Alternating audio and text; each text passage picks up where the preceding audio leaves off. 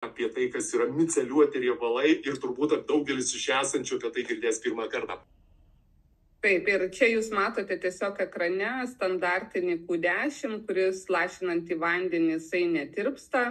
Ir matome dešinėje, tai yra būtent Microsolve Plus, tai čia šita technologija yra micelė su liposomomis, apie ką Ieva kalbėjo. Tai pats naujausias PM tarybos mokslininkų ir gydytojų išradimas, tai yra būtent Microsolve Plus, nes prieš tai mes turėjom Microsolve, turėjom tik tai micelės. Dabar realiai mes kofermentą Q10, omega, liuteiną, izoflavoną, mes turime būtent micelės su liposomomis. Tai yra būtent jau tos smulkiosios dalelės, kurios patenka į ląstelę, ir liposomos kaip pernešėjai irgi padidino labai maksimaliai tą medžiagos įsisavinimą. Tai va čia jūs matote akivaizdų skirtumą, apie ką kalbėjo Ieva. Tai Ieva kalbėjo iš tos mokslinės pusės. Puikiai, Ieva, puikiai matom tavo ekraną su tavo moksliniam skaidriam ir su nekantrumu bandysime jas studijuoti su tavo komentarai. Ačiū labai, Šarūnai, Jolanta. Tai aš galbūt truputėlį ir to backgroundo apie apskritai vaistų kūrimą, kas yra svarbu, ir prie to pačio papasakosiu, kaip tas vaistų kūrimas iš tikrųjų yra svarbus ir vitaminus kuriant. Tai trumpai pabandysiu ir aiškiai, per daug neapkraunant. Tai visų pirma, tai kaip ir minėjo Jolanta, Šarūnas, tai iš tikrųjų vitaminai yra junginiai, kurie mums iš tikrųjų labai yra svarbus organizmui, kadangi jie atlieka įvairias funkcijas mūsų organizme. Tai turbūt iš šitos skaidrės labiausiai norėčiau paminėti tai ir akcentuoti, kad vitaminai yra skirstomi į vandenyje tirpius vitaminus, kurie veikia ląstelių citozolę, ir riebaluose tirpius vitaminus. Jie yra skirstomi taip dėl savo skirtingos cheminės struktūros. Tai kalbant apskritai apie vitaminų biologinį prieinamumą, tai yra labai svarbu paminėti tai, kad jų pasisavinimo absorbcija gali būti įtakojama įvairių veiksnių. Tai būtent geriant vitaminus arba valgant kažkokį maistą, kuriame mes galvom, kad yra daug tų vitaminų, arba geriant, pavyzdžiui, papildus tabletėse, tai būtent jų pasisavinamumui gali turėti daug įtakos drėgmė, deguonis ar kiti aplinkos veiksniai, taip pat fermentai, virškinimo sultys, kurios gali būti burnoje, skrandyje, taip pat tulžies drusko žarnyne, maisto ir kitų vaistų sąveika virškinimo sistemoje, nes mes iš tikrųjų ir kartais naudojame įvairių daug vaistų, kurie gali atvirkščiai tiesiog sumažinti tą veikimą, absorpciją pačių vitaminų. Taip pat, kaip ir minėjo Šarūnas, labai svarbu mūsų mikroflora, kaip mūsų organizmas geba pasisavinti ir absorbuoti tą vitaminą. Kalbant apie farmacinės tablečių formas, tai tą pasisavinimą gali irgi trikdyti įvairius cukrus, spalvos, skonio stiprikliai, rišikliai.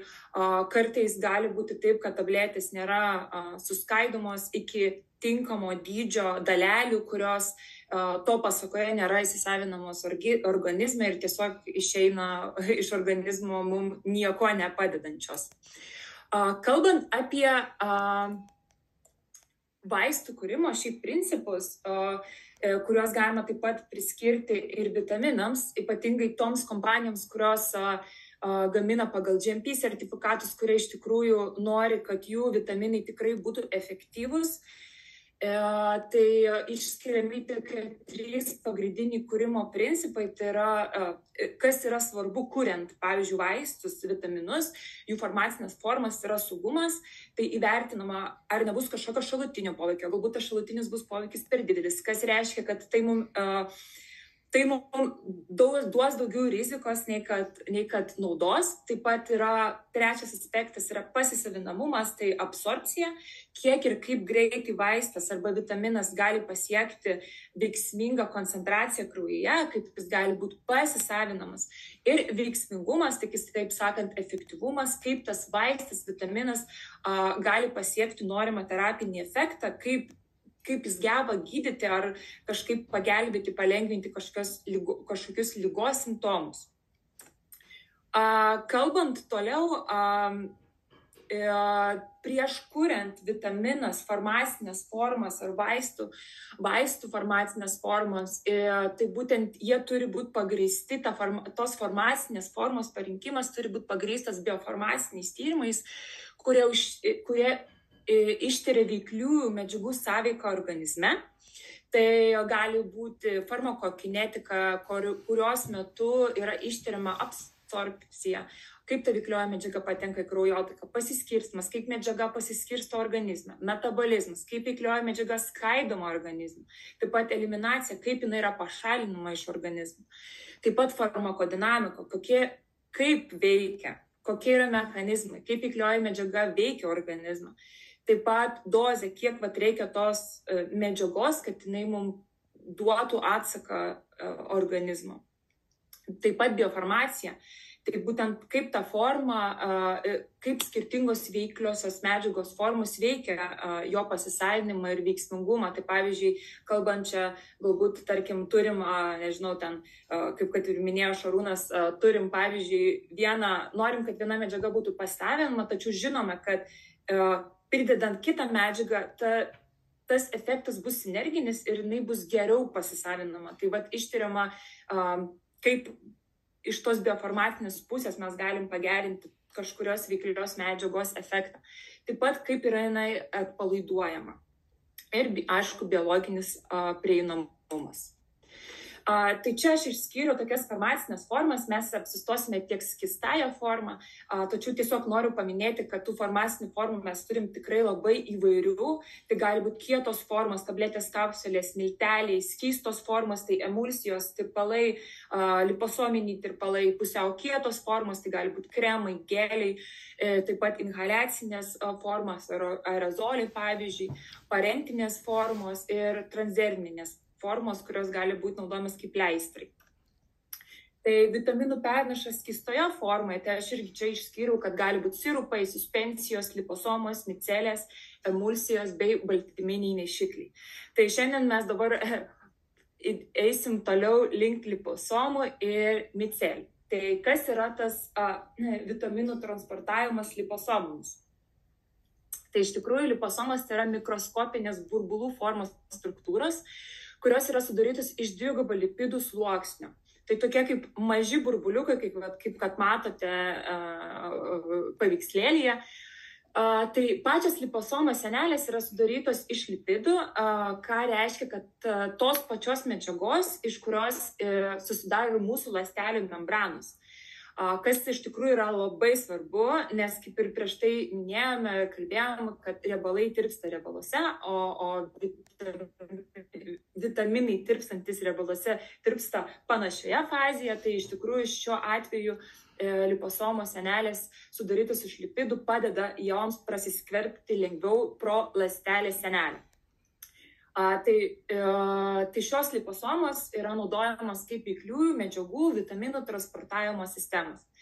Tai šie, pavyzdžiui, vitaminai, tarkim, mes turim titlaino, liuteiną ir kofermento Q10, tai būtent jie yra inkapsuliuojami, naudojant, pavyzdžiui, ultragarsą arba kitą metodą ir yra inkapsuliuojami į tas mažas burbulo formos liposomas. Tai einant toliau, tai liposomų kokia yra ta nauda, tai kad būtent šitos sferinės dalelės apsaugo mūsų veikliąsias medžiagas, pavyzdžiui, vitamino nuo oksidacijos, nuo degradacijos, taip pat apsaugo nuo skrandžio rūgščių, fermentų poveikio, padeda vitaminams įsiskverti į kraujotaką, patekti į tikslinius organus bei audinius ir ląsteles, taip pat gali kontroliuoti veiklios medžiagos, taip pat vitamino atpalaidavimą, kas užtikrina nuolatinį ir kontroliuojamą veikliosios medžiagos išskyrimą, taip pat padidina veikliųjų medžiagų stabilumą, biologinį prieinamumą, taip pat gali gerinti vaistų vitamino absorbciją per odą, tai iš tikrųjų tos liposomos gali būti naudojamas ir apskritai kuriant kremus, gelius ar kitas inhaliacinės farmacinės formas. Kaip patenka liposomos pro ląstelę, tai iš tikrųjų yra du pagrindiniai tokie patekimo būdai. Tai čia mes matome liposomą, kuri yra pavyzdžiui, pripildyta liuteino arba kofermento Q10.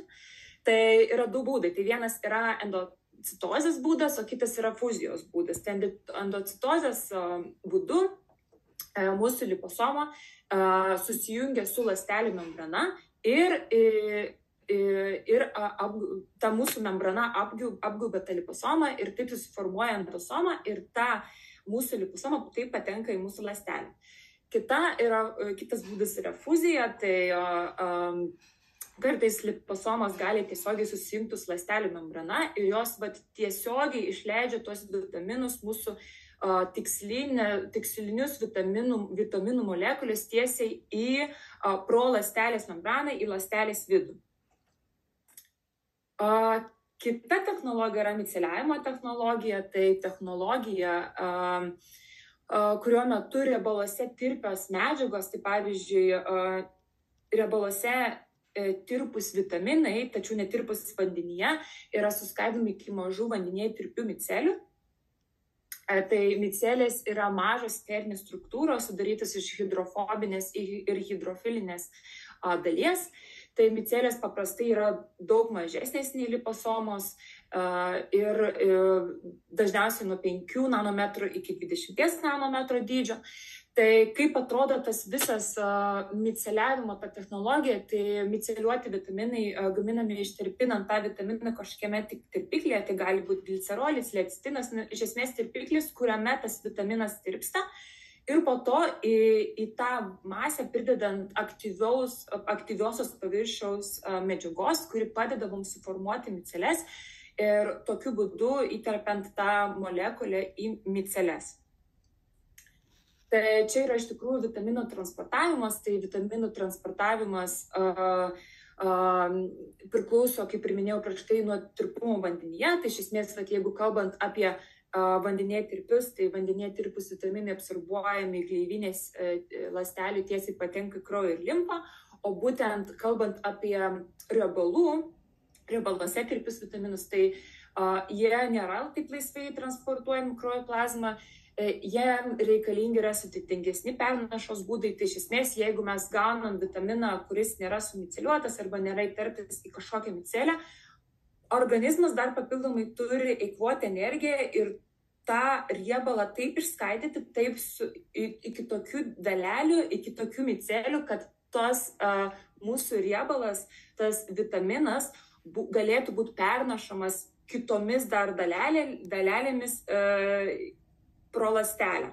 Tai iš esmės mūsų organizmas turi paversti tas molekulės iki micelių tam, kad toliau judėtų tos micelės toliau ir galėtų būti pasisavinamos. Tai yra iš tikrųjų natūralus riebaluose tirpių vitaminų įsisavinimo procesas. Tai kalbant apie FitLine, tai iš esmės, kuomet riebaluose tirpus vitaminas yra sumiceliuojamas, jo pagalba organizmui papildomai nereikia eikvoti energijos ir organizmas gali iš karto pradėti absorbuoti ir pasisavinti tą vitaminą, kadangi jis jau būna paruoštas, supakuotas ir išmiceliuotas, suskaidytas tam, kad organizmui nereikėtų papildomai atlikti tam tikrų žingsnių. Tai taip, tokius vitaminus organizmas lengvai pasisavina tiek, kiek jam reikia, o nereikalingą kiekį pašalina. Taip, tai čia yra iš tikrųjų įdėjau dar papildomai skaidrę, kokius mes turime vitaminus FitLine. Tai taip apibendrinant ir miceliuotų tų vitaminų naudą, tai kaip ir minėjau prieš tai, tai tokie vitaminai yra lengviau absorbuojami plonosiuose žarnuose, nes dalelės yra mažos, taip pat pagerinamas vitaminų patekimas pro ląstelių įsisavinimas, nes micelės gali greičiau prasiskverti per ląstelių membranas ir taip yra užtikrinamas vitaminų efektyvumas, jų patekimas į tikslinę vietą ten, kur jų reikia. Ačiū.